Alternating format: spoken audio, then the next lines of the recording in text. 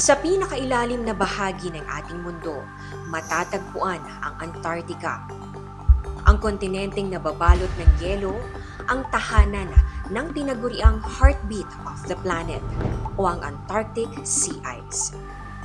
Mula sa kalawakan, tila kasi pusong tumitibok ang galaw ng yelong nakapalibot sa Antarctica. Sa loob ng maraming taon sa kabila ng global warming, naging regular at tuloy-tuloy ang pagtibok ng Antarctic Sea Ice. Hanggang nito 2015, nagkaproblema sa itinuturing na pulso ng ating mundo. Bakit nga ba nakababahala ang patuloy na pagbigay ng yelo sa Antarctica? Ito ang Antarctica, ang pinakatuyo, pinakamahangin at pinakamalamig na kontinente sa mundo. 98% ng landmass nito ang nababalot ng yelo, pati na rin ang dagat sa paligid nito. Ang Antarctic Sea Ice ay lumalawak tuwing autumn at winter at nababawasan pagsapit ng spring. Pero hindi lang ang mistulang pagtibok nito ang dahilan kung bakit ito tinawag na heartbeat of the planet. Kapag nagiging yelo ang tubig dagat, naiipon ang asin sa iba pang bahagi ng tubig at lumulubog sa ilalim ng dagat. Ang prosesong ito ay mahalaga sa global ocean circulation kung saan nakadepende ang distribusyon ng oxygen at nutrients sa dagat at nakasalalay ang buhay ng maraming species. Ang sea ice ay proteksyon din natin mula sa labis na pag-init ng mundo.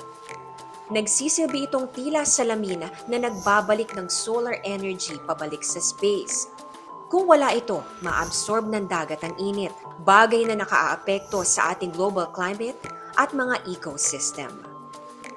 Sinasanggarin ng sea ice sa mga alon bago umabot ang mga ito sa ice shelves. Oras na mawala ang sea ice, mabilis na mapipinsala ng mga alon ng Antarctic ice shelves at posibleng mauwi ito sa labis na pagtaas ng level ng tubig sa dagat, dahilan para mabura sa mapa ang ilang lugar.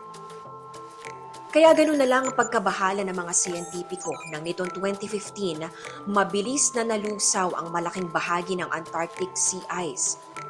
Bahagyang nakarecover ang yelo noong 2020 at 2021. Pero pagdating ng 2022, record-breaking ang pagkakatibag ng yelo sa Antarctica. Bakit nga ba nangyari ito? Ito ang paliwanag ng mga siyentipiko.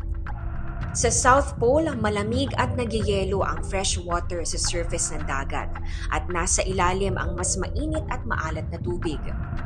Pero noong 2016, dahil sa nagbagong wind patterns at ocean currents, naghalo ang mainit na tubig sa ilalim at ang malamig na surface water, kaya napigilan nito ang pagbuo ng yelo. Ang tanong, makaka-recover pa kaya ang Antarctic Sea Ice?